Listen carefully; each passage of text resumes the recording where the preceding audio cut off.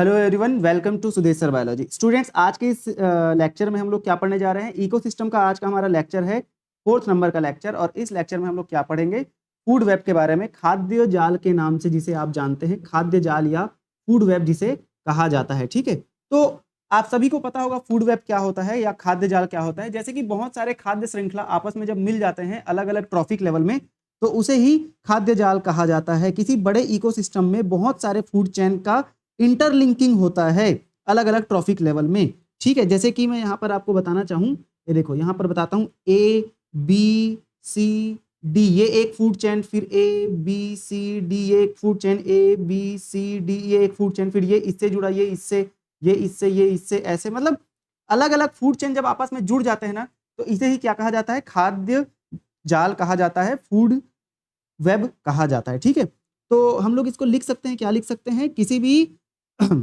भी इकोसिस्टम में, किसी भी बड़े इकोसिस्टम में, ठीक है, बड़े इकोसिस्टम में बहुत सारे food chain, many food chain आपस में मिलकर क्या करते हैं? आपस में मिलकर, बहुत सारे फूड चेन आपस में मिलकर क्या करते हैं? अलग अलग ट्रॉफिक लेवल में मिलकर फूड वेब बनाते हैं। डिफरेंट, आपने पिछले लेक्चर देखा होगा, तभी ये लेक्चर आपको अच्छे से समझ आने वाला है। ठीक है, तो अलग अलग ट्रॉफिक लेवल में, अलग अलग ट्रॉफिक लेवल में आपस में मिलकर क्या करते हैं? फूड वेब बनाते हैं, फूड वेब बनाते हैं। ठीक है, क्या करते हैं? फूड वेब बनाते हैं। और यही फूड वेब क्या कहलाता है? हिंदी में खाद्य जाल कहलाता है। और फूड वेब में बेसिकली क्या होता है? फूड एनर्जी का ट्रांसफर जो है यूनिडायरेक्शनल होता है। देखो, खाद्य फूड चेन, खाद्य श्रृंखला में भी जो एनर्जी है उसका ट्रांसफर यूनिडायरेक्शनल होता है। यहां पर भी एनर्जी का ट्रांसफर यूनिडायरेक्शनल होता है, मतलब एक दिशीय ऊर्जा का स्थानांतरण होता है। एनर्जी का जो ट्रांसफर है वो कैसा होता है? Unidirectional. ठीक है, एनर्जी का ट्रांसफर जो है यूनिडायरेक्शनल है, बट अलग अलग डिफरेंट अल्टरनेटिव पाथ होते हैं। जैसे कि भाई फूड चेन में ए को बी खाएगा, बी को सी खाएगा और सी को डी खाता है, तो यहां पर तो एनर्जी का ट्रांसफर सिर्फ इसी पाथ में ही होगा ना, ए से बी में ही जाएगा। लेकिन फूड वेब में क्या होता है? इसी को हम लोग फूड वेब बना देते हैं। तो जैसे बी को मतलब बी जो है एफ को भी खा सकता है, एफ जो है ई को भी खा सकता है, इस ई को डी भी खा सकता है, ये जो एफ है और किसको खा सकता है? ये जी को भी खा सकता है, ये एच को भी खा सकता है, इस एच को ई भी खा सकता है, और ये दोनों सी को भी खा सकते हैं। ऐसे तो ये फूड वेब हो गया। अब देखो, इसमें एनर्जी का ट्रांसफर एक दिशीय नहीं, मतलब एक ही दिशीय तो है ना। जैसे बी से एफ जा रहा है, एफ से एच जा रहा है ना, और एच सॉरी यहाँ पर सी से एच में जाएगा एनर्जी, फिर एफ में जाएगा, ई में भी जा सकता है, बी में भी जा सकता है, ऐसे तो एक ही दिशा में जा रहा है एनर्जी। लेकिन यहां पर हो क्या रहा है? अलग अलग पाथ है। जैसे एनर्जी का ये एक अलग पाथ हो गया, ये वाला एक अलग पाथ हो गया, ये वाला एक अलग पाथ हो गया, ये वाला एक अलग पाथ हो गया। मतलब होता क्या है? फूड चेन में एनर्जी का जो पाथ है वो यूनिडायरेक्शनल है, एक ही दिशा में है, लेकिन और एक ही पाथ है। बट फूड वेब में या खाद्य जाल में एनर्जी का ट्रांसफर तो एक ही दिशा में है, बट अलग अलग पाथवे होता है। और फूड वेब में जो मेंबर होते हैं ना पर्टिकुलर ट्रॉफिक लेवल के, वो अपने फूड अपने अकॉर्डिंग चूज करते हैं, अपने टेस्ट के अकॉर्डिंग। ठीक है, मतलब भाई मान के चलो ये बी है, ये सी को भी खा सकता है, ये डी को भी खा सकता है, ये ई को भी खा सकता है किसी खाद्य जाल में। तो भाई ये अपने टेस्ट के अनुसार ही क्या करता है पता है? अपने फूड का चयन करता है, अपने खाने का चूज करता है, क्योंकि उसको जो पसंद आएगा उसी को खाएगा। उसके पास तीनों ऑप्शन जरूर है, लेकिन वो खाएगा उसी को जिसमें उसका मन है। वो टेस्ट के अकॉर्डिंग क्या करता है? अपने खाने का चयन करता है। ठीक है, और उसके बाद अगर हम डायग्राम से इस चीज को समझेंगे तो और हमको अच्छे से समझ में आएगा। ठीक है, चलो यहां पर समझते हैं। ये देखो, ये डायग्राम, इस डायग्राम में आपको समझ आ रहा होगा यहाँ पर कि ये सबसे पहला ट्रॉफिक लेवल, और सबसे पहला ट्रॉफिक लेवल में जो होता है वो क्या होता है? प्रोड्यूसर होता है। तो प्लांट हमारे क्या है? प्रोड्यूसर ही तो है ना। और ये दूसरा ट्रॉफिक लेवल, मतलब ये पूरा क्या है? दूसरा ट्रॉफिक लेवल वाला है। फिर यहाँ पर तीसरा ट्रॉफिक लेवल, तो इधर जितने भी हैं ये सब तीसरे ट्रॉफिक लेवल में, फिर यहाँ पर चौथा ट्रॉफिक लेवल, है ना। तो भाई ये एक खाद्य श्रृंखला है, ये खाद्य जाल है, ठीक, क्योंकि ये पूरा इंटरलिंकिंग है ना, अलग अलग फूड चेन जो है, अलग अलग खाद्य श्रृंखला इंटरलिंकिंग है। प्लांट जो है, प्लांट को देखो डायरेक्शन ये बता रहा है कि इस गोट को प्लांट से एनर्जी मिल रहा है, रैबिट को, चूहे को प्लांट से एनर्जी मिल रहा है, हिरण को भी प्लांट से एनर्जी मिल रहा है, रैबिट मतलब खरगोश, रैट मतलब चूहा, तो इसको भी प्लांट से एनर्जी मिल रहा है, इंसेक्ट को भी प्लांट से एनर्जी मिल रहा है, ठीक है। तो डायरेक्शन ये बता रहा है कि एनर्जी जा रहा है एक डायरेक्शन में, ठीक। अब भाई ये जो प्लांट है इसको खाने वाला गोट है, गोट को खाने वाला कौन है, लायन है, फिर प्लांट को खाने वाला रैबिट भी है, इसको खाने वाला फॉक्स, जकल और वुल्फ ये भी है, फिर इनको खाने वाला लायन, लायन देखो किस किस को खा रहा है, फिर डियर को भी लायन खा लेता है ना, फिर इस प्लांट को खाने वाला रैट भी है, रैट को खाने वाला स्नेक है और ईगल है, इस इंसेक्ट को खाने वाला फ्रॉग है, फ्रॉग को खाने वाला ईगल है, और ईगल को खाने वाला यहाँ पर और कोई नहीं है, मतलब ईगल जो है टॉप कार्निवोर है, टॉप कंज्यूमर है, ठीक है, ये रहा। और ये पिकॉक किसको किसको खा सकता है, सांप को खा सकता है ना, ये चीज। तो ये एक खाद्य श्रृंखला है जिसके बारे में आपको पता होना चाहिए, ठीक। अब देखो आगे बढ़ जाते हैं हम लोग, इंपॉर्टेंट पॉइंट देखो, जितना ज्यादा फूड वेब कॉम्प्लेक्स होता है उस इकोसिस्टम की जो स्टेबिलिटी है वो उतना ज्यादा होती है, ठीक है, और वो इकोसिस्टम उतना ज्यादा परमानेंट होता है, ठीक है। फूड, अगर कोई फूड वेब कैसा है, कॉम्प्लेक्स है, मतलब कि वो फूड वेब जो है वो ज्यादा स्टेबल है, मोर स्टेबल फूड वेब। और अगर ज्यादा स्टेबल फूड वेब है मतलब कि वो परमानेंट फूड वेब है, मतलब जल्दी वो डिस्ट्रॉय नहीं होगा, ठीक है, जल्दी डिस्ट्रॉय होने वाला फूड वेब नहीं है, परमानेंट फूड वेब है। और इस टाइप के जो इकोसिस्टम होते हैं वो जल्दी डिस्ट्रॉय नहीं होते, ठीक है, और यहाँ पर जो ऑर्गेनिज्म है वो लंबे समय तक रहते हैं, ठीक है। क्या लिख सकते हैं इसको, not destroyed, not destroyed early, है ना, जल्दी डिस्ट्रॉय नहीं होते वो। ऐसे फूड चेन जहां पर फूड वेब, सॉरी, ऐसा इकोसिस्टम जहां पर फूड वेब जो है कॉम्प्लेक्स होता है, मतलब एकदम बहुत सारे ऑर्गेनिज्म, बहुत सारे जानवरों को या अपने खाने को खा सकते हैं हर ऑर्गेनिज्म के पास। भाई क्यों ऐसा, क्योंकि देखो ए बी, मतलब एक ऐसा फूड चेन जो बहुत कॉम्प्लेक्स है, जैसे ये वाला ही बहुत कॉम्प्लेक्स है, इसमें भाई इस इनके पास देखो, वुल्फ के पास क्या क्या ऑप्शन है, ये इसको भी खा सकते हैं, इसको भी खा सकते हैं, है ना। तो अगर रैबिट खत्म हो गया तो इसको खा के जीवन यापन कर लेंगे। इस लायन के पास देखो तीन तीन ऑप्शन है ना। तो यहाँ पर हो क्या रहा है, हर एक जानवर के पास ज्यादा ज्यादा क्या है, हर एक ऑर्गेनिज्म के पास ज्यादा ज्यादा ऑप्शन है, ठीक है, ये रहा। वहीं अगर हम बात करते हैं कि ऐसा इकोसिस्टम जो कि कम कॉम्प्लेक्स है, मतलब जिसमें ऑर्गेनिज्म का नंबर कम है, जिसमें जानवरों के पास ऑप्शंस कम है, तो वो जल्दी डिस्ट्रॉय हो सकता है ना। लिख सकते हैं इसमें दूसरे कलर का पेन लेके कि फूड वेब या हाँ, फूड वेब ये क्या है, कम कॉम्प्लेक्स है, लेस कॉम्प्लेक्स है, फूड वेब लेस कॉम्प्लेक्स है।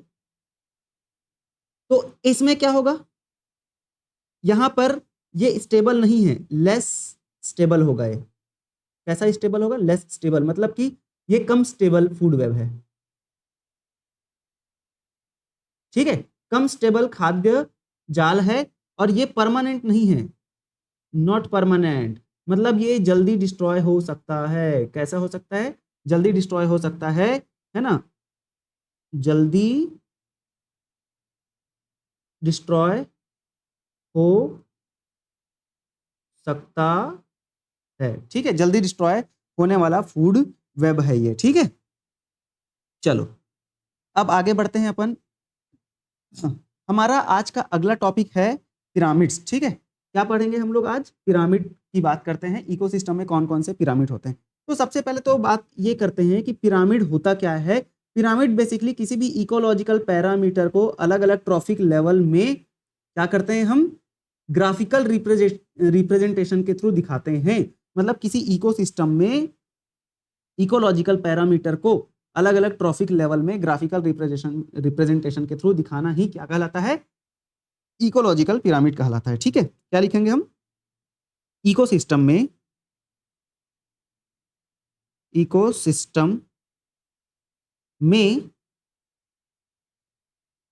डिफरेंट ट्रॉफिक लेवल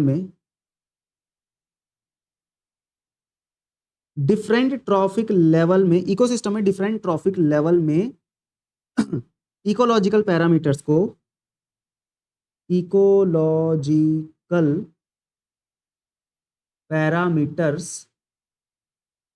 को ग्राफिकली, ठीक है, कैसे दिखा रहे हैं हम? ग्राफिकली, अभी मैं बना के दिखाऊंगा। ठीक है, ग्राफिकली शो करना क्या कहलाता है?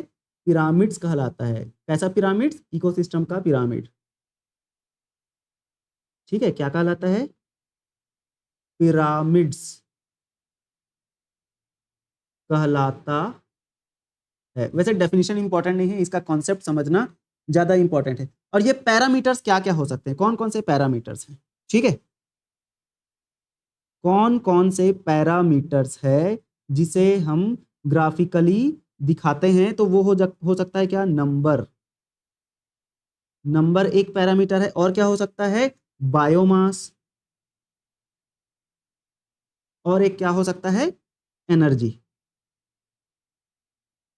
ठीक है, अलग अलग पैरामीटर्स हो सकते हैं। सबसे पहले जो पिरामिड है इसकी खोज या पिरामिड को सबसे पहले बनाने वाले जो साइंटिस्ट थे उनका नाम है चार्ल्स एल्टन। क्या नाम है इनका? Charles Elton.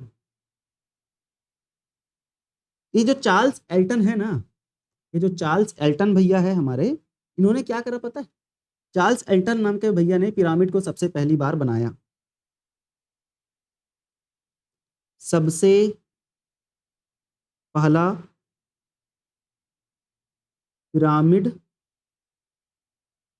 बनाया, सबसे पहला पिरामिड बनाया। ठीक है, इसीलिए हम लोग इसे एल्टोनियन पिरामिड भी बोलते हैं। इसीलिए इसे एल्टोनियन पिरामिड भी कहते हैं। ये जो इकोलॉजिकल पिरामिड होता है इसीलिए इसे एल्टोनियन, क्योंकि साइंटिस्ट का नाम एल्टन है तो एल्टोनियन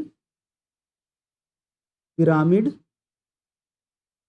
भी कहते हैं। ठीक है, एल्टोनियन पिरामिड भी कहते हैं। ठीक है, चलो आगे बढ़ जाते हैं। अब यहां पर अगर हम पिरामिड की बात करते हैं तो देखो पिरामिड कैसा होता है। पिरामिड या तो ऐसे उल्टा वाला होगा, और या तो कैसा वाला होगा? उल्टा वाला होगा, ऐसे वाला, और या तो ये ऐसे वाला होगा। ठीक है, तो ये जो बेसल पॉइंट है ना, ये जो नीचे का पॉइंट होता है, ये किसको बताता है? हर्बीवोर को। उसके बाद सॉरी, प्रोड्यूसर को बताता है, मतलब उत्पादक को बताता है। और उसके बाद के जो ऑर्गेनिज्म आते हैं वो यहाँ पर आते हैं सेकंड नंबर में आएंगे हर्बीवोर, और उसको हर्बीवोर को खाने वाले ऊपर आते हैं कार्निवोर। ठीक है, तो ये है एक ग्राफिकल रिप्रेजेंटेशन। ठीक है, तो कितने टाइप्स के पिरामिड्स होते हैं भाई हमारे इकोसिस्टम में? अच्छा, और ये वैल्यू को दर्शाते हैं क्या? किसको दर्शाते हैं? पिरामिड में ये जो बेस पॉइंट है, मिड पॉइंट है या टॉप पॉइंट है, वो क्या शो करता है? वैल्यू को दर्शाता है। किसके? प्रोड्यूसर, हर्बीवोर तथा कार्निवोर के इकोसिस्टम में। अब वो वैल्यू ये तीन चीज हो सकता है, नंबर को, बायोमास को और एनर्जी को। ठीक है, जैसे यहां पर हम लिखते हैं, क्या लिखेंगे कि पिरामिड में, मेरा राइटिंग इतना खराब बनने लगा, क्या बात है। ठीक है, कोई नई बात नहीं है वैसे। पिरामिड में बेस, मिड एंड जो टॉप पॉइंट होता है, टॉप पॉइंट वो क्या दर्शाता है? पैरामीटर्स।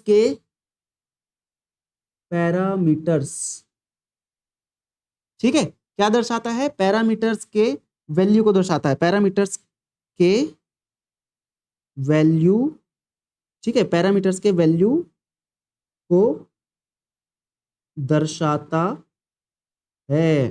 ठीक है, किसको दर्शा रहा है?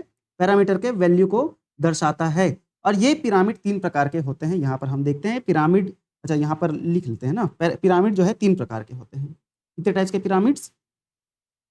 3 types of pyramids, 3 types of pyramids. ठीक है, 3 प्रकार के पिरामिड हमको हमारे इकोसिस्टम में देखने को मिलता है। 3 प्रकार के पिरामिड, वो पिरामिड कौन कौन से हैं आपको पता होना चाहिए। एक है नंबर का पिरामिड, बायोमास का पिरामिड, और एक है एनर्जी का पिरामिड। ठीक है, पहला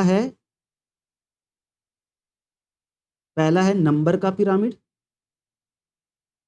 दूसरा है बायोमास का पिरामिड, ये सब पैरामीटर है ना, बायोमास का पिरामिड, और तीसरा क्या है, तीसरा है हमारा एनर्जी का पिरामिड।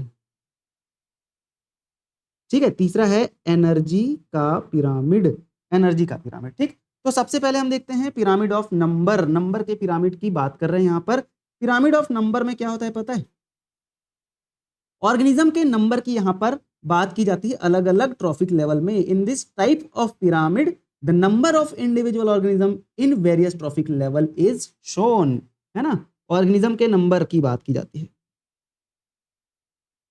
अलग अलग ट्रॉफिक लेवल में, अलग अलग ट्रॉफिक लेवल में ऑर्गेनिज्म, अब वो प्लांट, एनिमल, कुछ भी हो सकता है, ऑर्गेनिज्म के नंबर को क्या किया जाता है, दर्शाया जाता है। ठीक है, क्या किया जाता है, दर्शाया जाता है ना। फिर आगे बात करेंगे हम, ये जो पिरामिड है ना, ये मोस्टली अपराइट होते हैं। कैसे होते हैं, अधिकतर ज्यादातर देखा जाता है कि ये अपराइट होते हैं, मतलब ऐसे वाला पिरामिड होता है, ऐसे वाला मोस्टली, लेकिन कुछ एक्सेप्शन भी होता है। ठीक है, जो हम अभी बात करेंगे, मोस्टली अपराइट पिरामिड यहां पर देखने को मिलता है, मोस्टली अपराइट पिरामिड यहां पर देखने को मिलता है, मोस्टली अपराइट पिरामिड यहां पर देखने को मिलता है, ऐसे वाला बना देता हूं चलो छोटा सा। ठीक है, मोस्टली अपराइट पिरामिड यहां पर हमको देखने को मिलता है, क्योंकि नंबर, प्रोड्यूसर का जो नंबर है वो मैक्सिमम होता है। ठीक है, और हर्बीवोर तथा कार्निवोर का जो नंबर है वो जब जैसे जैसे हम ऊपर जाते जाते हैं सक्सेसिव ट्रॉफिक लेवल में, तो कम होते जाता है ना। जैसे कि grassland ecosystem, aquatic ecosystem, example हम यहाँ पर लिख सकते हैं। देखो पहले तो लिख लेते हैं number of number of producer या T1। भाई T1 मतलब ट्रॉफिक लेवल 1 में क्या कितना रहता है, ज्यादा रहता है। ठीक है, कितना कैसा रहता है, ये ज्यादा रहता है। उसके बाद आता है T2, मतलब कि हर्बीवोर जो प्लांट को खाते हैं, है ना, हर्बीवोर, T2 ट्रॉफिक लेवल 2, तो ये कम रहते हैं। ठीक है, और इसके बाद कौन आ जाएगा, इसके बाद आता है इनको खाने वाला कार्निवोर, तो ये T4, T3, T4 आ जाएंगे, T3, T4, तो ये और कम रहते हैं, और ज्यादा कम रहते हैं। मतलब नंबर की बात हो रही है ना, ऑर्गेनिज्म के नंबर को हम काउंट करते हैं। ठीक है, तो नंबर की बात हो रही, तो जैसे जैसे भाई ए का नंबर ज्यादा, फिर ए को बी खाएगा तो इनका नंबर थोड़ा कम। अब भाई बी का नंबर ज्यादा रहेगा, ए का नंबर कम रहेगा, तो कैसे चलेगा। ठीक है, और फिर बी को सी खाएगा तो इनका नंबर और कम। तो मतलब कि इसका जो पिरामिड है वो अपराइट बनेगा ना भाई, नीचे जो ज्यादा रहेगा उसका नंबर ज्यादा है, नीचे ज्यादा वाला, तभी तो ये नीचे इतना चौड़ा बना है, फिर उसके बाद ये, फिर उसके बाद ये, है ना। तो इस तरीके से हमारा फूड चेन, सॉरी हमारा पिरामिड रहता है नंबर का। ठीक है, जैसे एग्जाम्पल में हम लोग यहाँ पर लिख सकते हैं, एग्जाम्पल में क्या लिखेंगे, एग्जाम्पल में ग्रासलैंड, ग्रासलैंड इकोसिस्टम। इस ग्रासलैंड इकोसिस्टम में हम लोगों को यही देखने को मिलता है, क्या, नंबर ऑफ पिरामिड जो है कैसा रहता है, अपराइट रहता है। और एक और है एक्वेटिक इकोसिस्टम। ये जो एक्वेटिक इकोसिस्टम है इसमें भी हमको पिरामिड कैसा देखने को मिलता है, अपराइट पिरामिड देखने को मिलता है। देखो अभी मैं डायग्राम दिखाता हूँ, उससे समझ आ जाएगा। ठीक है, ये देखो, ये है ग्रासलैंड इकोसिस्टम, यहाँ पर देखो ग्रासलैंड इकोसिस्टम। तो देखो सबसे नीचे क्या है, ग्रास है, और ग्रास को खाने वाला रैबिट, रैबिट का नंबर ग्रास से कम है। फिर रैबिट को खाने वाला कौन है, फॉक्स है ना, और फॉक्स को खाने वाला कौन, लायन। तो देखो कैसे नंबर घट रहे हैं, ऊपर जा रहे हैं, तो यही है अपराइट, है ना। और एक्वेटिक या जलीय परिस्थितिक तंत्र में देखते हैं तो सबसे पहले फाइटोप्लैंक्टन आता है, फिर जूप्लैंक्टन आता है, फिर स्मॉल फिश आता है, और फिर लार्ज फिश आता है। तो भाई फाइटोप्लैंक्टन का नंबर सबसे ज्यादा, फिर जूप्लैंक्टन, फाइटोप्लैंक्टन को खाने वाला जूप्लैंक्टन, फिर जूप्लैंक्टन को खाने वाला छोटी मछलियां, और छोटी मछलियों को खाने वाला लार्ज बड़ी मछलियां। ठीक है, तो यहाँ पर भी नंबर कम हो रहा है, नंबर की बात हो रही है ना, नंबर उनका संख्या कितना है ना, संख्या का पिरामिड है ये, तो नंबर ऊपर जा रहे हैं जैसे जैसे घट रहा है ना, इसीलिए पिरामिड का शेप भी ऐसे हो रहा है। ठीक है, तो ये बहुत आसान सा एक टॉपिक है जो आप लोगों को बढ़िया से समझ आ रहा होगा। यहाँ पर एक और पिरामिड है भाई, है ना, इस पिरामिड में देखो उल्टा देखने को मिल रहा है, ट्री इकोसिस्टम। तो ट्री इकोसिस्टम में एक पेड़ है, और इस एक पेड़ के अंदर बहुत सारे चिड़िया हैं जो इस पेड़ के पत्तियों को खाते हैं। ठीक है, और इस पेड़ को खाने वाले सॉरी इस बर्ड के ऊपर पैरासाइट भी रहते हैं। पैरासाइट मतलब क्या होता है भाई साहब, पैरासाइट मतलब होता है क्या, परजीवी जो इस बर्ड्स को खाते हैं, मतलब बर्ड्स की बॉडी में रहते हैं। अब ये एंडो या एक्टो दो प्रकार के पैरासाइट होते हैं, अंतः परजीवी, बाह्य परजीवी, एंडो पैरासाइट, एक्टो पैरासाइट, तो कुछ भी हो सकते हैं। तो देखो बर्ड का नंबर एक ही है, लेकिन इस इस ट्री का नंबर एक ही है ना भाई, एक बड़ा सा पेड़ है, उस एक बड़े से पेड़ में चलो 100 क्या है हमारे चिड़िया हैं, और उस चिड़िया के बॉडी में 1000 क्या हो सकती है, पैरासाइट हो सकती है। तो नंबर ऊपर जैसे जैसे जा रहे हैं बढ़ रहे हैं ना, तो ये है हमारा अपराइट इन्वर्टेड पिरामिड। कैसा पिरामिड है ये, इन्वर्टेड, ये है इन्वर्टेड, उल्टा। ठीक है, ये है इन्वर्टेड पिरामिड। ठीक है, तो यहां पर हम क्या लिख सकते हैं, ट्री इकोसिस्टम में पिरामिड नंबर ऑफ पिरामिड जो है इन्वर्टेड होता है, और इसे हम पैरासिटिक इकोसिस्टम भी कहते हैं। ठीक है, क्योंकि बर्ड जो है हर्बीवोर है, वो डिपेंड करता है किस पर, ट्री पर, और पैरासाइट जो है कंज्यूमर, वो डिपेंड करता है बर्ड पर, जो इस डायग्राम से साफ साफ यहाँ पर देखने को हमको मिल रहा है। ठीक है, इसीलिए यहाँ पर नंबर इंक्रीज हो रहा है, जैसे जैसे हम आगे ट्रॉफिक लेवल में बढ़ते जा रहे हैं, तो नंबर बढ़ने के साथ साथ ऑर्गेनिज्म भी इंक्रीज हो रहा है सिक्वेंशियली, है ना, मतलब भाई नंबर बढ़ रहा है मतलब ऑर्गेनिज्म का नंबर ही तो बढ़ रहा है। ठीक है, तो ये है, तो हम यहाँ पर क्या लिख सकते हैं, वैसे लिखने की जरूरत नहीं है, पूरा डायग्राम ही सब चीज शो कर दे रहा है अगर आप लोग समझ गए होंगे तो, लेकिन मैं फिर भी, क्योंकि हमको आप लोगों को बेस्ट से बेस्ट क्या प्रोवाइड करना है, नोट्स प्रोवाइड करना है, इसलिए यहाँ पर मैं लिख देता हूँ, चलो आपके लिए, है ना। ट्री इकोसिस्टम में, tree ecosystem number of pyramid of number. ठीक है,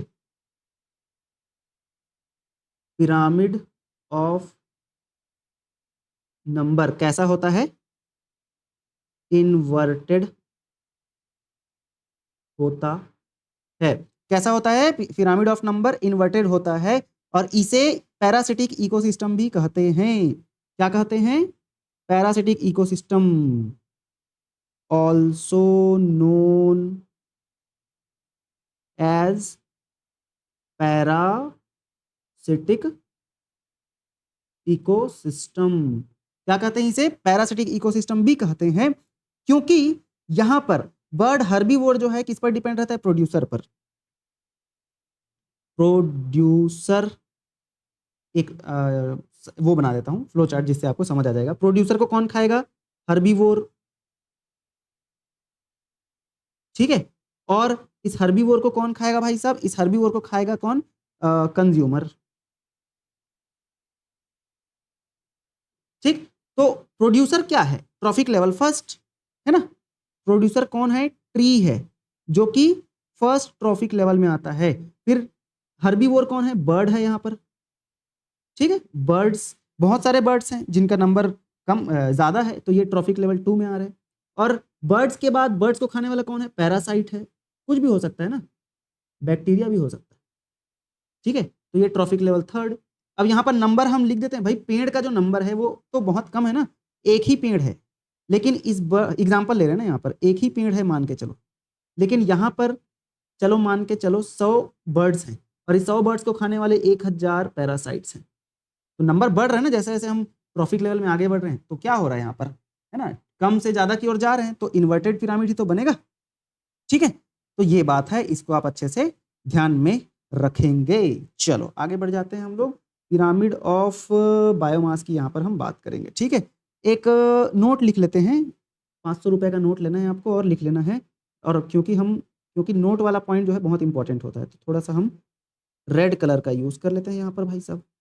ठीक है, नोट, ठीक, नोट में क्या लिखना है आपको, नोट में सबसे पहला पॉइंट आपको लिखना है क्या, नोट में सबसे पहला पॉइंट लिखना है, pyramid of number show biotic potential of a ecosystem. Pyramid of number show biotic potential of an ecosystem. किसी भी इकोसिस्टम का बायोटिक पोटेंशियल क्या होता है पता है? बायोटिक पोटेंशियल मतलब कि उस इकोसिस्टम में कितना प्रोडक्शन हो रहा है, कितना एनर्जी प्रोड्यूस हो रहा है, कितना प्रोडक्शन हो रहा है, यही बायोटिक पोटेंशियल है। तो ये जो पिरामिड ऑफ नंबर है वो किसी भी इकोसिस्टम के बायोटिक पोटेंशियल को दर्शाता है। पहला नोट हो गया। दूसरा नोट यहां पर हम लोग लिखेंगे, maximum number of producers are present in aquatic ecosystem. मतलब कि एक्वेटिक इकोसिस्टम में ना बहुत ज्यादा प्रोड्यूसर्स प्रेजेंट होते हैं, क्योंकि फाइटोप्लैंक्टन प्रोड्यूसर ही तो हैं और बहुत छोटे होते हैं, लेकिन उनका नंबर बहुत ज्यादा है भाई, है ना। फाइटोप्लैंक्टन क्या, देखो अगर जंगल की बात करें तो प्रोड्यूसर का नंबर कम होगा, क्योंकि जंगल में कितने ही ट्री रह जाएंगे, है ना। बट एक्वेटिक इकोसिस्टम, समुद्र में कितने फाइटोप्लैंक्टन होंगे, छोटे छोटे। फाइटोप्लैंक्टन मतलब बहुत छोटे पौधे। तो भाई साहब बहुत छोटे पौधे जो हैं जंगलों में कितने रहेंगे, बहुत सारे रहेंगे ना, सॉरी बहुत छोटे पौधे जो हैं जिनको फाइटोप्लैंक्टन कहते हैं, वो पानी में कितना रहेगा, बहुत ज्यादा ही तो रहेगा, एक दो थोड़ी रहेगा, बहुत कई नंबर में रहेगा, अनगिनत। ठीक है, तो प्रोड्यूसर जो है एक्वेटिक इकोसिस्टम में सबसे ज्यादा रहता है। मैक्सिमम प्रोड्यूसर जो है कहां रहते हैं, एक्वेटिक इकोसिस्टम में। अधिकतर जो प्रोड्यूसर हैं वो एक्वेटिक इकोसिस्टम में रहते हैं। और नंबर ऑफ ऑर्गेनिज्म जो है किसी भी ट्रॉफिक लेवल में वो डिपेंड करता है कहां पर, availability of organism which are used as food on lower level, है ना। तो बेसिकली ये बात हमको पता ही है कि भाई किसी भी ऑर्गेनिज्म का जो नंबर है वो डिपेंड करता है कि वो किस पर डिपेंड कर रहा है। जैसे ए को बी खा रहा है, बी को सी खा रहा है और सी को डी खा रहा है। अब यहां पर हम बात करते हैं सी का जो नंबर है वो किस पर डिपेंड करेगा, बी का नंबर कितना है, और बी का नंबर किस पर डिपेंड करता है कि ए का नंबर कितना है ना। तो ये बात तो हमको पता है कि भाई बी का जो नंबर है वो किस पर डिपेंड करेगा कि बी का खाना कौन है, तो उसी पर तो डिपेंड करेगा ना। तो फूड ही है जो मेन फैक्टर है यहां पर। चलो ये नोट आप बहुत अच्छे से ध्यान में रखेंगे।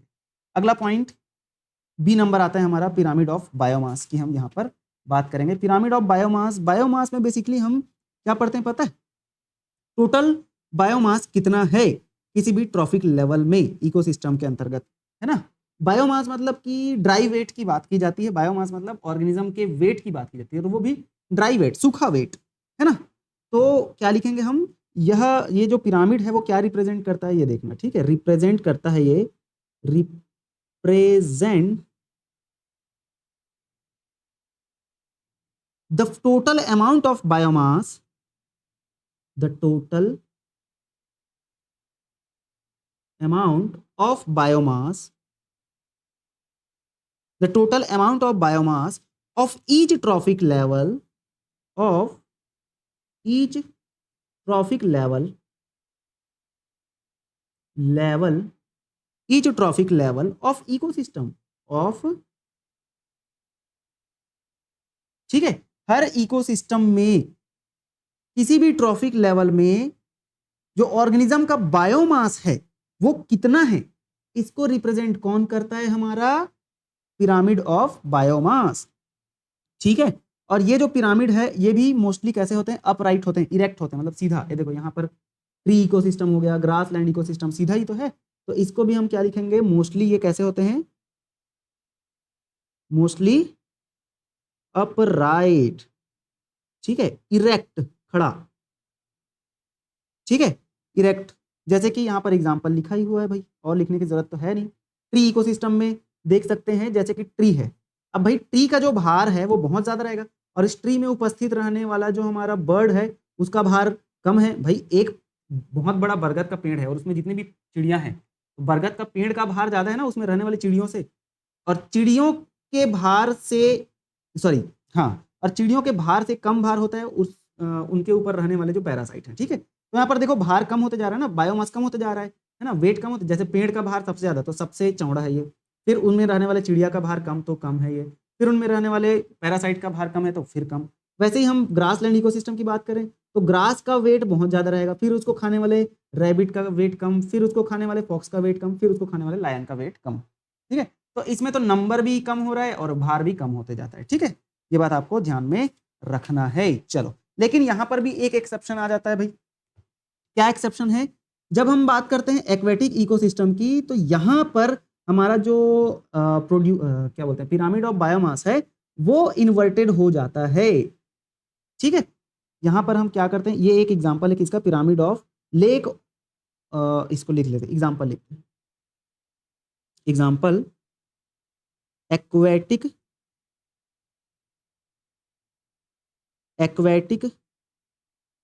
इकोसिस्टम। ठीक, एक्वेटिक इकोसिस्टम में जो हमारा पिरामिड है वो उल्टा होता है, pyramid of biomass. Pyramid of biomass कैसा होता है? इनवर्टेड। ठीक है, कैसा होता है भाई साहब? इनवर्टेड होता है। पिरामिड ऑफ बायोमास जो है इनवर्टेड होता है, क्योंकि यहां पर जो भाई सबसे पहला प्रोड्यूसर होता है जो कौन होता है? फाइटोप्लैंक्टन। देखो यहां पर एग्जांपल में समझो, फाइटोप्लैंक्टन प्रोड्यूसर है और इनका नंबर तो बहुत ज्यादा होता है, लेकिन ये बहुत छोटे भी तो होते हैं। ये कैसे होते हैं? माइक्रो ऑर्गेनिज्म होते हैं, ये माइक्रो ऑर्गेनिज्म होते हैं। तो क्या माइक्रो ऑर्गेनिज्म का वेट बहुत ज्यादा होता है क्या? तुम 10 किलो बैक्टीरिया लेके आ जाओ, 10 किलो बैक्टीरिया सोच लो क्या कर सकता है। इतना मतलब भाई छोटा माइक्रो ऑर्गेनिज्म है ना, और माइक्रो ऑर्गेनिज्म का वेट तो बहुत कम ही होता है। तो देखो यहां पर हम वेट की बात करें ना, तो फाइटोप्लैंक्टन माइक्रो ऑर्गेनिज्म है और इनका वेट बहुत कम है। फिर इस फाइटोप्लैंक्टन को खाने वाला जूप्लैंक्टन है, जिनका नंबर तो कम होता है लेकिन वेट ज्यादा है, और हमको यहाँ पर वेट की बात करनी है क्योंकि पिरामिड ऑफ बायोमास है ये। तो जूप्लैंक्टन का वेट कम है और ये कंज्यूमर है ना। फिर इसके ऊपर आ जाते हैं कौन? Small fishes. ठीक है, फिर इनका वेट ज्यादा हो गया, क्योंकि देखो यहाँ यहाँ जो ऑर्गेनिज्म रह रहा है ना, कौन रह रहा है भाई यहाँ पर? फाइटोप्लैंक्टन, जिनका वेट बहुत कम। फिर उसको खाने वाले जूप्लैंक्टन का वेट ज्यादा, फिर उसको खाने वाले स्मॉल फिशेस का वेट ज्यादा, फिर उसको खाने वाले जो लार्ज फिश है टॉप कंज्यूमर, उसका वेट फिर और ज्यादा। तो वेट जैसे जैसे हम ट्रॉफिक लेवल में आगे बढ़ते जा रहे हैं तो वेट जो है कम होते जा रहा है। ठीक है, जैसे जैसे हम ट्रॉफिक लेवल में आगे बढ़ते जा रहे हैं वेट कम हो रहा है, इसीलिए इसका जैसे जैसे ट्रॉफिक लेवल में आगे बढ़ते जा रहे हैं वेट बढ़ते जा रहे हैं। इसीलिए ये जो पिरामिड है वो कैसा पिरामिड है? इनवर्टेड या उल्टा पिरामिड है। ठीक है, बट यहाँ पर पिरामिड ऑफ लेक की बात करते हैं तो ये थोड़ा सा इस टाइप का होता है। लेक का जो पिरामिड है वो ऐसा कुछ होता है, और इसको याद भी नहीं रखोगे तो भी चलेगा। ठीक है, चलो, ना ये इन्वर्टेड है और ना ही ये इरेक्ट है। ठीक है, वर्टिकल है। चलो, अब हम बात करने जा रहे हैं पिरामिड ऑफ एनर्जी की। तो याद रखना, एनर्जी का जो पिरामिड है वो हमेशा अपराइट ही होता है।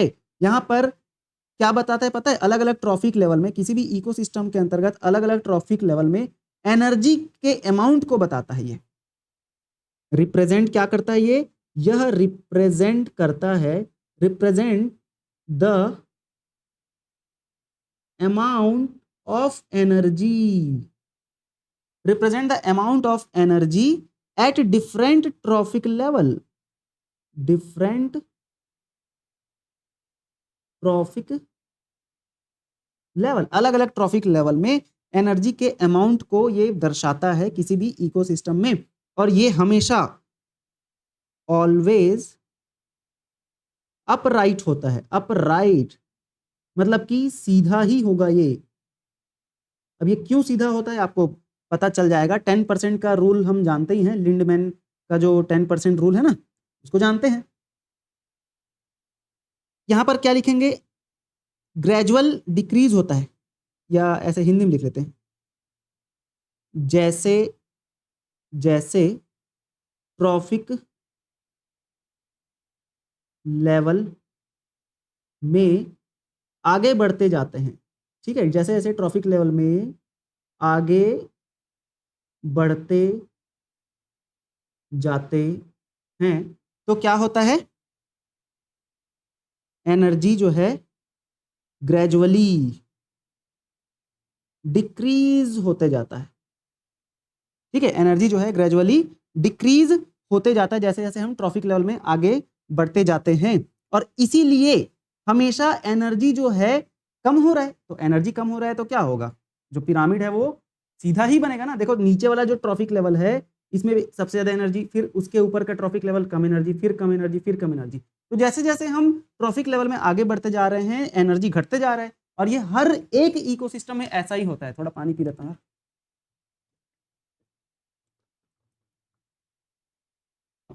ये जो है, ये जो सिस्टम है ना एनर्जी का पिरामिड, वो हमेशा सीधा ही बनता है, हर एक इकोसिस्टम में ऐसा ही होता है। ये क्यों? According to Lindeman law, 10% law, ठीक है, according to 10% law of Lindeman, Lindeman क्या बोलता है? 90% पार्ट जो है एनर्जी वो ऑर्गेनिज्म क्या कर लेता है, यूज कर लेता है अपने मेटाबॉलिक एक्टिविटी में। 90% energy of food is utilised by organism, किस एक्टिविटी में? मेटाबॉलिक एक्टिविटी में, ठीक है। मेटाबॉलिक एक्टिविटी में 90% एनर्जी जो है वो यूटिलाइज्ड हो जाता है और हीट के फॉर्म पे क्या हो जाता है, रिलीज हो जाता है। बट सिर्फ 10% एनर्जी ही जो है वो ट्रांसफर होता है नेक्स्ट ट्रॉफिक लेवल में, ठीक है। ओनली 10% एनर्जी ट्रांसफर होता है टू नेक्स्ट ट्रॉफिक लेवल, ठीक है। सिर्फ 10% एनर्जी ही अगले ट्रॉफिक लेवल में ट्रांसफर होता है, जिसको हम लोग लिंडमैन रूल के नाम से जानते हैं, ठीक है। इसको मैं थोड़ा सा हाईलाइट कर देता हूँ, ये है ना 10% लॉ ऑफ लिंडमैन। चलो अब यहां पर इस डायग्राम से आप समझने की कोशिश करना, बहुत आसान है डायग्राम, बड़े ध्यान से आप लोग समझोगे, ठीक है। देखो डायग्राम में क्या शो हो रहा है, सबसे नीचे वाला जो ट्रॉफिक लेवल है ये, इसमें एनर्जी कितना ज्यादा है, देखो यहां पर इतना जूल, 10,000 जूल है, ठीक है। 10,000 जूल एनर्जी इसके पास है, और ये कौन होंगे, प्रोड्यूसर होंगे, प्लांट होंगे। उस प्लांट को खाने वाला जो है दूसरे ट्रॉफिक लेवल में है, ठीक है। प्राइमरी कंज्यूमर जिसे बोल रहे हैं, ये देखो ये प्राइमरी प्रोड्यूसर, फिर ये प्राइमरी कंज्यूमर हो गए। इसके पास इस 10,000 का 10% कितना पहुंचा, 1,000। फिर अगले ट्रॉफिक लेवल में फिर 10% पहुंचेगा, तो इस 1,000 का 10% 100 होता है।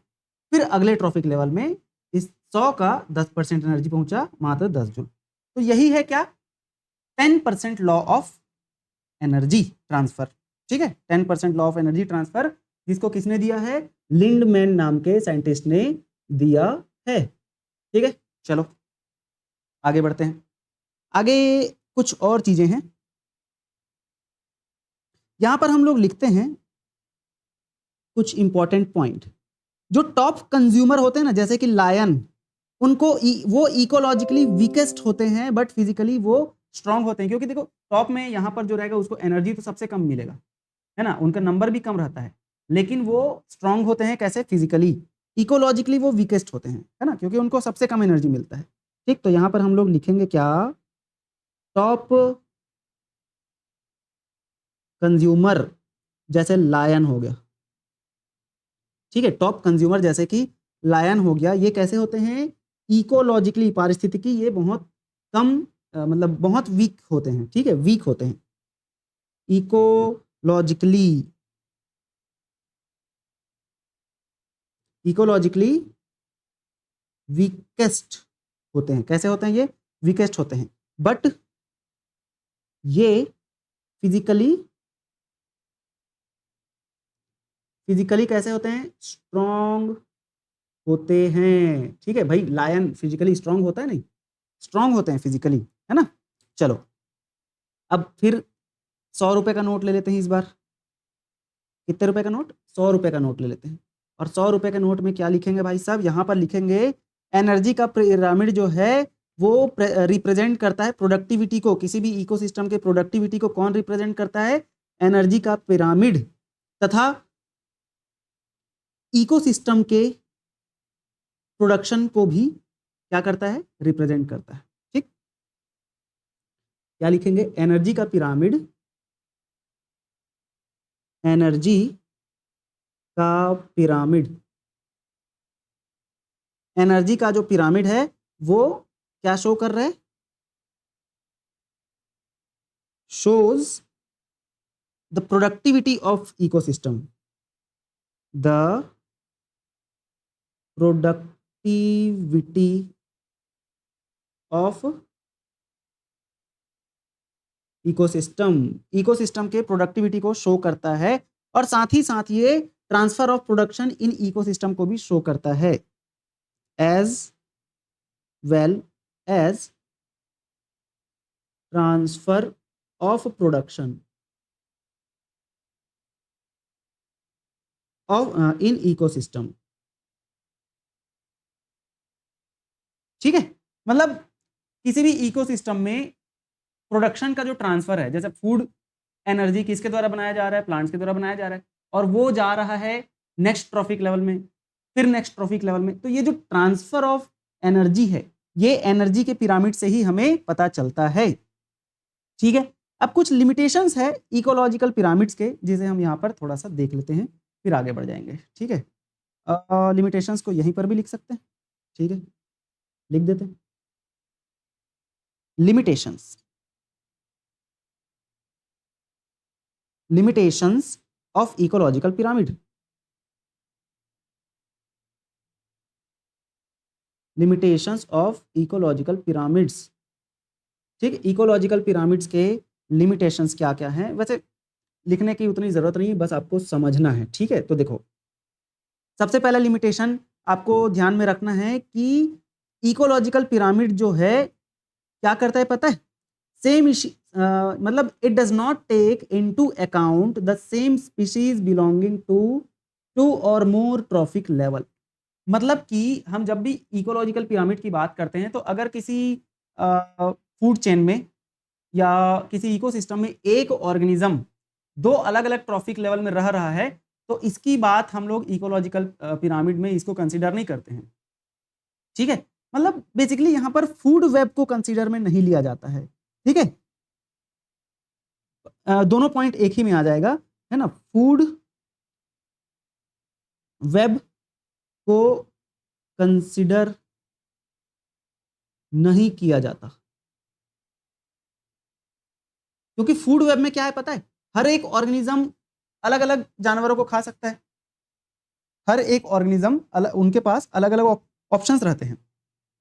तो इसीलिए जब भी हम इकोलॉजिकल पिरामिड बनाते हैं तो फूड वेब को नहीं देखते, हम लोग फूड चेन की बात करते हैं, क्योंकि फूड चेन में ही तो ए जो है बी को खा रहा है, बी जो है सी को खा रहा है, और सी जो है डी को खा रहा है, तभी तो हम पिरामिड बनाएंगे ना भाई। ये बी वाला सी को भी खाएगा, मतलब मान के चलो यहाँ जी है, फिर सी वाला ई को भी खा रहा है, तो इसमें कैसे पिरामिड बनाओगे, नहीं बनेगा ना। इसीलिए फूड वेब को कंसिडर नहीं किया जाता है, फूड चेन की ही बात की जाती है। और सेप्रोफाइट जो है, किसी सेप्रोफाइट को कहीं पर भी जगह नहीं दिया गया है। एक बात और याद रखना, क्या याद रखना कि सेप्रोफाइट जो सड़े गले पदार्थों में रहते हैं, जैसे कवक हो गया या बैक्टीरिया हो, कवक नहीं, फंगस हो गया या बैक्टीरिया हो गया, है ना, ये सेप्रोफाइट्स हैं, इनको कहीं पर भी जगह नहीं दिया गया है।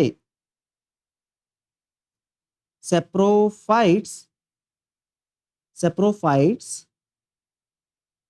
are not given any place, are not given any place, इनको कोई जगह नहीं दिया गया है हमारे इकोसिस्टम में, है ना, मतलब इकोलॉजिकल पिरामिड में, इकोसिस्टम में नहीं, इकोलॉजिकल पिरामिड में। ठीक, अब कुछ स्पेशल पॉइंट है बायोमास से संबंधित जिन्हें आप यहाँ पर पढ़ सकते हो। ये वैसे बहुत ज़्यादा इंपॉर्टेंट नहीं है, लेकिन आप पढ़ सकते हो, मैं थोड़ा सा आपको बता देता हूँ। ठीक है, चलो some special point. Standing crop क्या होता है, स्टैंडिंग क्रॉप का मतलब होता है total amount of living organism matter present in particular area in particular time in an ecosystem is known as standing crop. मतलब किसी पर्टिकुलर एरिया में किसी पर्टिकुलर टाइम के लिए, मतलब एक साल के लिए, है ना, कोई एक पर्टिकुलर एरिया है जहां पर एक साल के लिए, या मतलब पर्टिकुलर टाइम मतलब कोई टाइम पीरियड ले लिए ना, तो एक पर्टिकुलर एरिया में हम लोग एक साल के लिए वहां पर उपस्थित जितने भी लिविंग ऑर्गेनिक मैटर रहेंगे उन्हें ही स्टैंडिंग क्रॉप बोलेंगे। लिविंग मैटर, जैसे मैंने बोला कि भाई 10 किलोमीटर का एक एरिया है जिसको हम मेजर कर रहे हैं, किससे कितने साल के लिए, ईयर्स के लिए। इस 5 सालों में इस एरिया में रहने वाले जितने भी लिविंग मैटर है उन्हें ही स्टैंडिंग क्रॉप बोलेंगे इस एरिया के लिए। ठीक है, बहुत आसान सा पॉइंट है। बायोमास, अच्छा और क्या बोल रहा है यहाँ पर,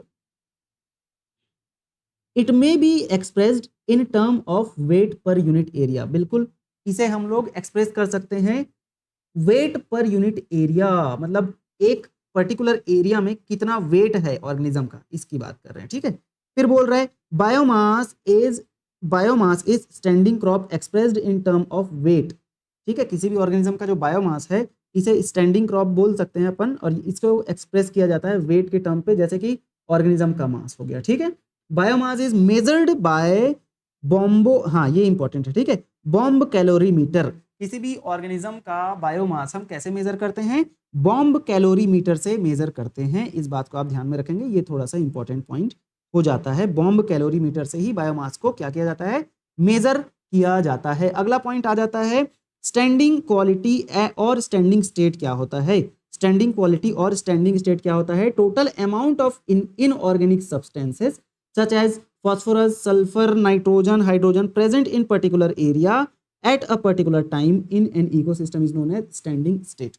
मतलब यहाँ पर भी वही हो गया, आप किसी पर्टिकुलर एरिया में किसी पर्टिकुलर टाइम के लिए वहां पर रहने वाले जितने भी टोटल ऑर्गेनिक सब्सटेंस है ना, उनको हम स्टैंडिंग क्वालिटी या स्टैंडिंग स्टेट बोल रहे हैं। नोट के तौर पर यहाँ पर क्या बोल रहे हैं, the pyramid of biomass shows the standing crop of ecosystem. बिल्कुल, ये बात भी आप याद रखेंगे, स्टैंडिंग क्रॉप को शो करने वाला कौन होता है, कौन सा पिरामिड होता है, पिरामिड ऑफ बायोमास। ठीक, बहुत इंपॉर्टेंट पॉइंट याद रखेंगे। अब प्रोडक्टिविटी की बात करते हैं। प्रोडक्टिविटी भी हमारा एक बहुत इंपॉर्टेंट टॉपिक हो जाता है ना, और ज्यादा है नहीं, थोड़ा सा ही है, देख लेते हैं क्या होता है प्रोडक्टिविटी। ठीक है, चलो भाई साहब, प्रोडक्टिविटी, प्रोडक्टिविटी मतलब बेसिकली प्रोडक्शन या उत्पादकता जिसे कहते हैं हम लोग, हिंदी में क्या बोलेंगे इसे, उत्पादकता। उत्पादकता, किसी भी इकोसिस्टम में कितनी उत्पादन क्षमता है, कितना उत्पादन हो रहा है किसी भी इकोसिस्टम में, यही प्रोडक्टिविटी है। ठीक है, तो ये प्रोडक्टिविटी जो है दो प्रकार के होते हैं, two types of productivity are present. ठीक है, two types of productivity, two types of productivity are present, है ना, दो प्रकार के प्रोडक्टिविटी प्रेजेंट होते हैं। कौन कौन से, एक होता है प्राइमरी प्रोडक्टिविटी और दूसरा क्या होता है भाई साहब, दूसरा होता है हमारा सेकेंडरी प्रोडक्टिविटी। तो प्राइमरी प्रोडक्टिविटी की बात करते हैं हम। प्राइमरी प्रोडक्टिविटी सबसे पहला आता है, यहां पर लिख भी लेते हैं। ठीक है, चलो, प्राइमरी और ये सेकेंडरी। ठीक है, प्राइमरी और सेकेंडरी प्रोडक्टिविटी सजा देते हैं, है ना, ये रहा ऐसे। ठीक, अरे चलो कोई नहीं, प्राइमरी एंड सेकेंडरी प्रोडक्टिविटी की हम यहाँ पर बात कर रहे हैं। तो प्राइमरी प्रोडक्टिविटी को पहले यहाँ पर हम देखते हैं। ठीक है, प्राइमरी प्रोडक्टिविटी क्या होता है, पहला प्राइमरी प्रोडक्टी, प्राथमिक उत्पादकता। ठीक है, प्राइमरी प्रोडक्टिविटी क्या होता है, देखो बड़े ध्यान से देखोगे, बड़े ध्यान से सुनोगे और बड़े ध्यान से समझोगे। प्राइमरी प्रोडक्टिविटी की अगर हम बात करते हैं, इसे हम डिफाइन कैसे कर सकते हैं कि अमाउंट ऑफ बायोमास और ऑर्गेनिक मैटर प्रोड्यूस्ड पर unit area over a time period by plant during photosynthesis. Photosynthesis के दौरान, है ना, हिंदी में लिख देता हूं बढ़िया सा एकदम सुंदर सा डेफिनेशन, फोटोसिंथेसिस के दौरान, फोटोसिंथेसिस के दौरान प्लांट के द्वारा, प्लांट के द्वारा, फोटोसिंथेसिस के दौरान प्लांट के द्वारा किसी टाइम पीरियड में, किसी पर्टिकुलर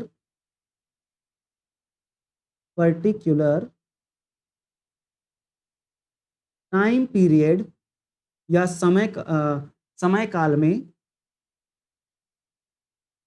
टाइम पीरियड में, किसी पर्टिकुलर टाइम पीरियड में किसी पर यूनिट एरिया में, किसी पर यूनिट एरिया में, किसी पर यूनिट एरिया में जितना ऑर्गेनिक मैटर प्रोड्यूस किया जाता है, जितना, इसे अभी और समझाऊंगा आपको, है ना, जितना ऑर्गेनिक मैटर क्या किया जाता है, प्रोड्यूस किया जाता है, प्रोड्यूस किया जाता है, उसे ही क्या बोलते हैं, और इसे हम बायोमास भी बोल सकते हैं ना, उसे ही प्राइमरी प्रोडक्टिविटी कहते हैं। ठीक है, तो मतलब कोई एक पर्टिकुलर एरिया है जहां पर बहुत सारे पौधे हैं, ठीक है, बहुत सारे पौधे हैं, प्लांट्स है, ट्रीज है, इन पौधों के द्वारा, एक पर्टिकुलर एरिया के पौधों के द्वारा एक पर्टिकुलर टाइम में, जैसे एक साल में, एक साल में पर्टिकुलर एरिया में पर्टिकुलर पौधों के द्वारा फोटोसिंथेसिस के द्वारा जितना भी बायोमास उत्पन्न किया जाएगा, जितना भी क्या उत्पन्न किया जाएगा, बायोमास या ऑर्गेनिक मैटर, भाई ग्लूकोज की बात हो रही, जितना भी ग्लूकोज उत्पन्न किया जाएगा, उत्पादन किया जाएगा, वही क्या है, प्राइमरी प्रोडक्टिविटी है। और प्राइमरी प्रोड्यूसर वही तो होते हैं ना, प्लांट्स ही होते हैं, इसीलिए प्राइमरी प्रोडक्टिविटी मतलब प्लांट की बात की जाती है यहाँ पर। ठीक है, और इसे हम वेट के फॉर्म पे दर्शाते हैं। ठीक है, मतलब इसे हम वेट या एनर्जी के फॉर्म पे दर्शा सकते हैं। कैसे दर्शा सकते हैं, it is expressed in term of, it is expressed in term of weight, weight के फॉर्म पे शो कर सकते हैं, एक्सप्रेस कर सकते हैं, दर्शा सकते हैं, जैसे ग्राम पर मीटर स्क्वायर, और या तो एनर्जी के फॉर्म पे, एनर्जी जिसे हम किलो कैलोरी पर मीटर इनवर्स, पर मीटर इनवर्स, है ना, पर मीटर इनवर्स के फॉर्म पे दर्शाते हैं। अब यहाँ पर अगर हम प्रोडक्टिविटी को एकदम छोटा सा डेफिनेशन देना चाहें तो क्या बोल सकते हैं, एकदम छोटा सा डेफिनेशन क्या बोल सकते हैं भाई साहब, कि the rate of biomass production is called productivity, मतलब बायोमास के प्रोडक्शन करने का जो रेट है उसे ही प्रोडक्टिविटी बोलते हैं। ठीक है, the rate of biomass production, the rate of biomass production is called, क्या कहलाता है ये, प्रोडक्टिविटी कहलाता है, productivity, the rate of biomass production is called productivity. Productivity किसे बोलते हैं, बायोमास प्रोडक्शन प्रोड्यूस करने, सॉरी बायोमास प्रोड्यूस करने का जो रेट है उसे ही प्रोडक्टिविटी बोलते हैं। ठीक, और इसे भी एक्सप्रेस कैसे किया जाता है, इट इज एक्सप्रेस्ड, ये जो प्रोडक्टिविटी इसे कैसे एक्सप्रेस किया जाता है, expressed, it is expressed in term of, it is expressed in terms of gram metre inverse square में -2 और फिर ईयर -1 स्क्वायर में। ठीक है, मतलब वर्ग में। ठीक, या तो kilocalorie metre to the power -2 per year. ठीक है, ईयर -1। ठीक, इस तरीके से हम इसे दर्शाते हैं। चलो अब आगे बात करते हैं। अब ये जो हमारा प्राइमरी प्रोडक्टिविटी है वो दो प्रकार का होता है, हमारा जो प्राइमरी प्रोडक्टिविटी है वो दो प्रकार का होता है, एक है ग्रॉस प्राइमरी प्रोडक्टिविटी और दूसरा क्या होता है, नेट प्राइमरी प्रोडक्टिविटी। तो यहां पर हम लिखेंगे क्या, primary productivity is of two type, primary productivity two types, कौन कौन से, एक होता है जीपीपी और दूसरा क्या होता है, NPP, net primary productivity, gross primary productivity. ठीक है, net primary productivity, gross primary productivity, दो प्रकार के प्राइमरी प्रोडक्टिविटी है। है ना। तो सबसे पहला अगर हम बात करते हैं, किसकी बात करेंगे, सबसे पहला gross primary productivity. Gross primary productivity, ठीक है। ग्रॉस प्राइमरी प्रोडक्टिविटी की बात हम सबसे पहले कर रहे हैं। क्या होता है भाई साहब ग्रॉस प्राइमरी प्रोडक्टिविटी, जिसे हम जीपीपी बोलते हैं, जीपीपी, ठीक है। जीपीपी क्या होता है, GPP it is the total amount of energy, ठीक है। देखो जीपीपी बेसिकली क्या है, पौधों के द्वारा जितना टोटल एनर्जी बनाया जाएगा, मतलब फिक्स किया जाएगा, या जितना भी ऑर्गेनिक फूड बनाया जाएगा, जैसे प्लांट के द्वारा फोटोसिंथेसिस के थ्रू ग्लूकोज बनाया जाता है ना, तो जितना भी ग्लूकोज बनाया जाएगा उसे ही ग्रॉस प्राइमरी प्रोडक्टिविटी बोलते हैं, ठीक है। तो अगर हम इसे लिखें तो ये क्या है पता है, ये क्या है, इसको हम लोग लिखते हैं, यह पौधों के द्वारा, प्लांट्स के द्वारा लिखते हैं, क्योंकि पौधे बस नहीं आएंगे ना, ट्री भी आ जाएंगे, प्लांट्स के द्वारा फिक्स किया गया टोटल एनर्जी है, ठीक है। टोटल एनर्जी है, और वो भी एक यूनिट टाइम में, इन एन इकोसिस्टम, एक इकोसिस्टम में, इन अ यूनिट टाइम में, ठीक। मतलब किसी एक इकोसिस्टम के अंतर्गत एक पर्टिकुलर टाइम में, जैसे एक साल के अंतर्गत पौधों के द्वारा जितना भी खाना बनाया गया या जितना भी ग्लूकोज बनाया गया, इसे ही क्या बोलते हैं, ग्रॉस प्राइमरी प्रोडक्टिविटी बोलते हैं भाई, है ना।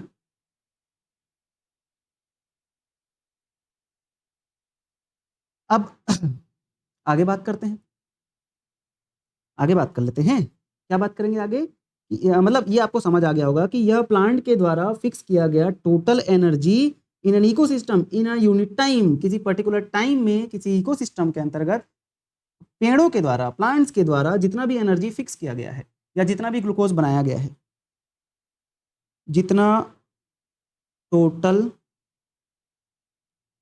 ग्लूकोज, जिसे हम ऑर्गेनिक मैटर कहते हैं, ठीक है, ऑर्गेनिक मैटर बोलते हैं, ठीक है, जितना टोटल ग्लूकोज ऑर्गेनिक मैटर बनाया, ठीक है। चलो अब फिर आगे इसी में हम लोग कुछ चीजें बात करते हैं, इसे ग्रॉस फोटोसिंथेसिस भी बोलते हैं, ठीक है, याद रखना। कंसिडरेबल, अब देखो इस जीपीपी से कुछ अमाउंट पौधे, भाई पौधा अपने लिए खाना बना, मतलब पौधा खाना तो बना रहे, लेकिन क्या वो सभी खाने को दूसरे के लिए रख देता है क्या, कुछ तो यूज करेगा ना वो भी, तो अपना रेस्पिरेशन का प्रोसेस में वो भी तो कुछ खाना यूज करेगा। तो हम लोग क्या लिखेंगे यहाँ पर, जीपीपी ग्रॉस प्राइमरी प्रोडक्टिविटी का कुछ अमाउंट प्लांट्स अपने रेस्पिरेशन में यूज करते हैं, अपने रेस्पिरेशन में क्या कर लेते हैं, यूज कर लेते हैं, ठीक है, यूज कर लेते हैं, ये बात आप याद रखें। अब इसी को हम लोग आगे कंटिन्यू करते हैं, बी नंबर आता है हमारा, बी नंबर क्या आ जाएगा, net primary productivity, B number NPP या नेट प्राइमरी प्रोडक्टिविटी, ठीक। नेट प्राइमरी प्रोडक्टिविटी की यहां पर हम बात करते हैं, क्या होता है नेट प्राइमरी प्रोडक्टिविटी भाई साहब, है ना। नेट प्राइमरी प्रोडक्टिविटी मतलब क्या, देखो ग्रॉस प्राइमरी प्रोडक्टिविटी क्या है कि पौधों ने टोटल कितना खाना बनाया, एक पर्टिकुलर एरिया में पर्टिकुलर टाइम में पौधों ने टोटल कितना खाना बनाया, ये क्या है net primary gross primary productivity. लेकिन उस खाना बनाने के बाद उसने जितना भी यूज किया, और यूज करने के बाद जो बच जाता है, जिसको हर्बीवोर यूज करता है, उसे बोलते हैं क्या, नेट प्राइमरी प्रोडक्टिविटी, ठीक है। तो यहां पर क्या लिखेंगे हम लोग, यह वह अमाउंट है ऑर्गेनिक मैटर का जिसे प्लांट जो है अपने टिश्यूज में स्टोर कर देता है आफ्टर रेस्पिरेशन यूटिलाइजेशन, ठीक है। तो क्या लिखेंगे, it is the amount of stored organic matter, it is the amount of stored organic matter. It is the amount of stored organic matter. It is the amount of stored organic matter in plant tissues. In plant tissues. In plant tissues after respiration utilization. After respiration utilization. ठीक है, after respiration utilisation. ठीक, ये है हमारा net primary productivity. और देखो NPP को हम लोग कैसे दर्शा सकते हैं, मतलब जितना पौधे ने बनाया टोटल वो क्या है, जीपीपी, ग्रॉस प्राइमरी प्रोडक्टिविटी, और उसमें से थोड़ा सा उसने अपने रेस्पिरेशन में यूज किया. यूज करने के बाद जो बच जाता है उसे बोलते हैं एनपीपी, नेट प्राइमरी प्रोडक्टिविटी. तो भाई एनपीपी बराबर क्या लिख सकते हैं, जीपीपी, ग्रॉस प्राइमरी प्रोडक्टिविटी, जितना बनाया टोटल और उसमें से जितना यूज किया. तो रेस्पिरेशन मतलब आर मतलब रेस्पिरेशन लॉस, रेस्पिरेशन लॉस. ठीक है, तो ये हम फॉर्मूला लिख सकते हैं कि एनपीपी मतलब क्या होता है, नेट प्राइमरी प्रोडक्टिविटी मतलब क्या, GPP minus R, respiration loss. GPP से जब रेस्पिरेशन लॉस को माइनस कर देते हैं तो ये क्या हो जाता है, क्या हो जाता है, हमारा एनपीपी हो जाता है. या तो हम इसी डेफिनेशन को और ऐसे लिख सकते हैं, या फॉर्मूले को, जीपीपी बराबर एनपीपी प्लस आर. भाई ये आर इधर भेज देंगे तो बन जाएगा एनपीपी प्लस आर. ये भी तो हम लिख सकते हैं ना. ठीक है, चलो.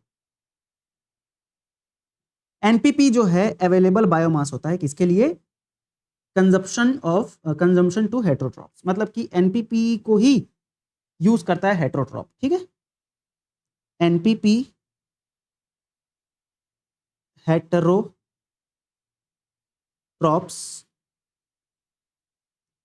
हेटेरोट्रॉप्स के द्वारा यूज किया जाता है. एनपीपी को ही हेटेरोट्रॉप यूज करता है. ठीक, ये रहा हमारा प्राइमरी प्रोडक्टिविटी, जिसके अंतर्गत प्राइमरी प्रोडक्टिविटी क्या है, पौधों के द्वारा एक पर्टिकुलर एरिया में पर्टिकुलर टाइम में जितना भी खाना बनाया जाता है या प्रोडक्शन किया जाता है वो प्राइमरी प्रोडक्टिविटी. अब ये दो प्रकार के होते हैं, एक होता है ग्रॉस प्राइमरी प्रोडक्टिविटी, फिर नेट प्राइमरी प्रोडक्टिविटी. ग्रॉस मतलब क्या, जितना टोटल उसने बनाया, और नेट मतलब क्या, बनाने के बाद जितना यूज कर लिया, फिर बचा जो यूज करने के बाद, प्लांट के द्वारा यूज करने के बाद जो बच जाता है, जिसको हर्बीवोर खाता है, वही क्या है, नेट प्राइमरी प्रोडक्टिविटी. अब दूसरा आता है सेकेंडरी प्रोडक्टिविटी, है ना. दूसरा बात करते हैं यहाँ पर हम लोग सेकेंडरी प्रोडक्टिविटी को. प्राइमरी तो बात कर ली, अब सेकेंडरी की बात कर लेते हैं भाई साहब थोड़ा. सेकेंडरी प्रोडक्टिविटी, सेकेंडरी प्रोडक्टिविटी का मतलब क्या होता है देखते हैं, है ना. सेकेंडरी प्रोडक्टिविटी मतलब क्या, rate of formation of new organic matter by consumer. मतलब देखो प्राइमरी तो पौधों ने बनाया, लेकिन सेकेंडरी अब किसके अंदर बनेगा, कंज्यूमर के अंदर बनेगा. कंज्यूमर कौन है, कंज्यूमर कौन है, हमारे जो उपभोक्ता है. उत्पादकता मतलब पौधे, और उपभोक्ता मतलब जो खाने वाले हैं पौधों को. तो उपभोक्ता के अंदर जो न्यू ऑर्गेनिक मटेरियल बनता है उसे ही सेकेंडरी प्रोडक्टिविटी कहा जाता है. ठीक है, rate of formation of, rate of formation, rate of formation of new organic matter, organic matter, new organic matter by consumer.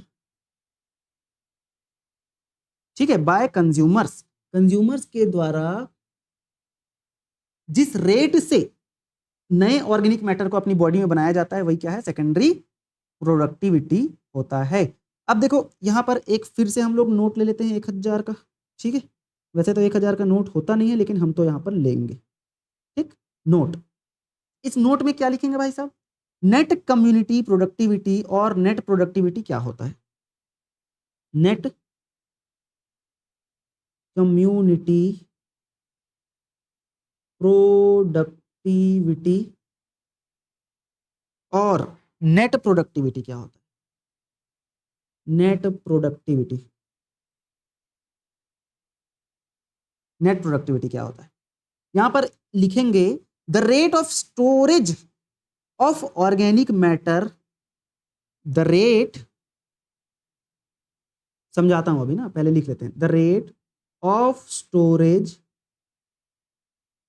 Of organic matter, the rate of storage of organic matter not used by the heterotrophs, not used by the heterotrophs,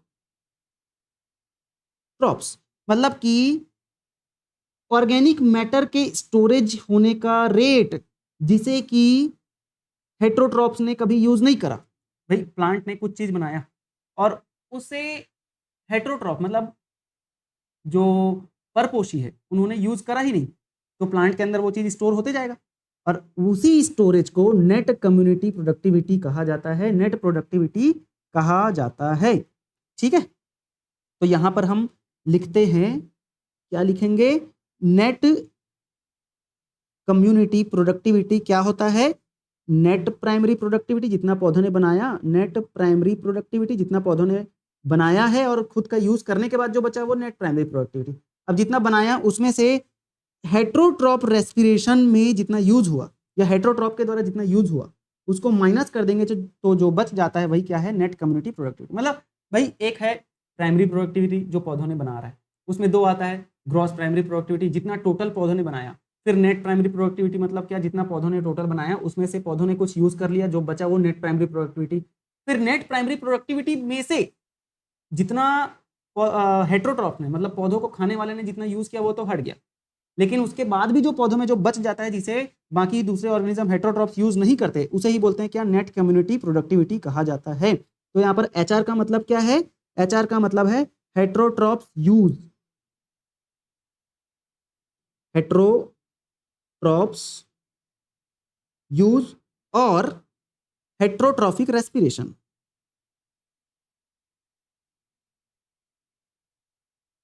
heterotrophic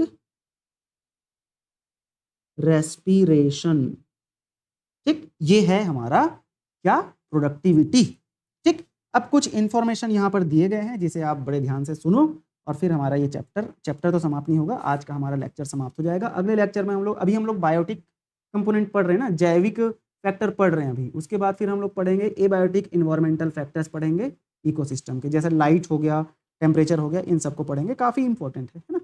चलो बड़े ध्यान से आप सिर्फ सुनेंगे, copy वॉपी रखे होगे लिखना छोड़ दो, ये नोट्स तो आपको मिलेगा ही है ना, तो बड़े ध्यान से आप सुनना। देखो कुछ इंफॉर्मेशन है यहाँ पर जिसे आपको समझना है, प्रोडक्टिविटी से संबंधित information. Primary productivity depends on the plant species inhabiting a particular area, मतलब कि प्लांट स्पीशीज पर डिपेंड करता है प्राइमरी प्रोडक्टिविटी, किसी एरिया में किस प्रकार के पौधे हैं, ठीक है, किस प्रकार के पौधे वहां पर उपस्थित है उसी के अनुसार वहां की प्रोडक्टिविटी। भाई कहीं पर बहुत अच्छे अच्छे पौधे हैं जो ग्रीन प्लांट्स है जो एकदम ज़्यादा प्रोडक्टिविटी करते हैं, है ना, कहीं पर ऐसे पौधे जो प्रोडक्टिविटी कम करते हैं, तो पौधे पर डिपेंड करता है, ठीक है ना। It also depends on a variety of environmental factors, availability of nutrients and photosynthetic capacity of plants. और ये प्रोडक्टिविटी जो है प्राइमरी प्रोडक्टिविटी इस पर भी डिपेंड करता है कि वहां पर का इन्वायरमेंटल कंडीशन कैसा है। भाई पानी वानी अच्छा होना चाहिए, वहाँ का वातावरण बहुत अच्छा होना चाहिए, तभी तो पौधे को अच्छे से सारा कुछ मिलेगा ना। वहाँ पर की मिट्टी अच्छी होनी चाहिए, टेम्परेचर अच्छा होना चाहिए, पीएच अच्छा होना चाहिए, तभी तो वहाँ के पौधों को सारी चीज़ें अच्छी अच्छी मिलेगी, तभी तो पौधा अच्छे से प्रोडक्टिविटी करेगा। और भाई टेम्परेचर बहुत ज़्यादा है, पानी कम मिल रहा है, तो कैसे प्रोडक्टिविटी अच्छे से करेगा, है ना, ये चीज़। और दूसरा कि फोटोसिंथेसिस करने की कैपेसिटी भी उस पौधे की बहुत अच्छी होनी चाहिए, उस प्लांट की फोटोसिंथेटिक कैपेसिटी या प्रकाश संश्लेषण करने की जो उसकी क्षमता है वो भी बहुत अच्छी होनी चाहिए। अगर प्रकाश संश्लेषण ही अच्छे से नहीं कर पा रहा है तो कैसे फिर वो अच्छे से प्रोडक्टिविटी करेगा, खाना तो प्रकाश संश्लेषण से ही तो बनता है ना, ये चीज़ है। Therefore, it varies in different type of ecosystem।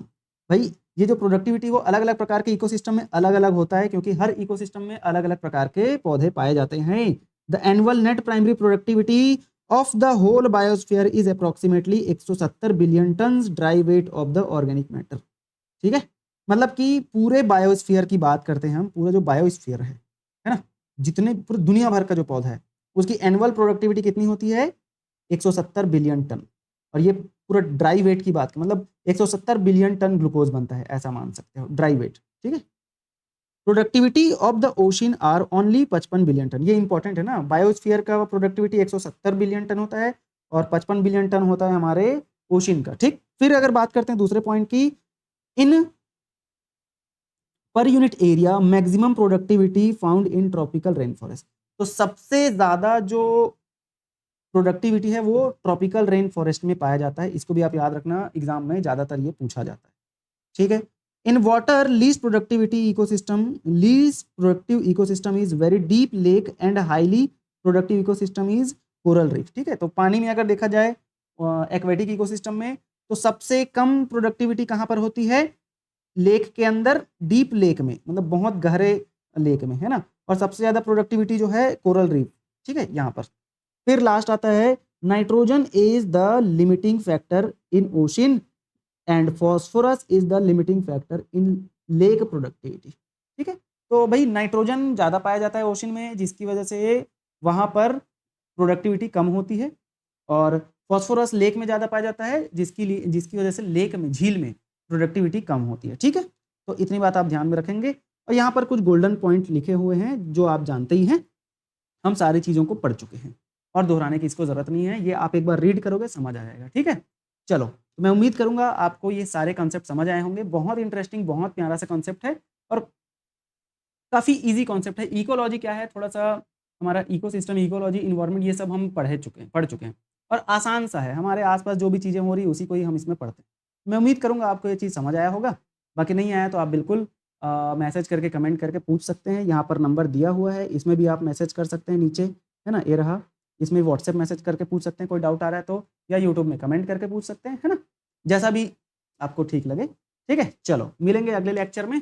हमारा अगला टॉपिक होने वाला है क्या, abiotic environmental factors of ecosystem, मतलब कि हमारे पारिस्थितिक तंत्र में जो अजैविक पर्यावरणीय कारक होते हैं, जिनकी हम अगले वीडियो में क्या करेंगे, चर्चा करेंगे, ठीक है जी। चलो फिर मिलेंगे अगले लेक्चर में, तब तक के लिए बहुत बहुत धन्यवाद।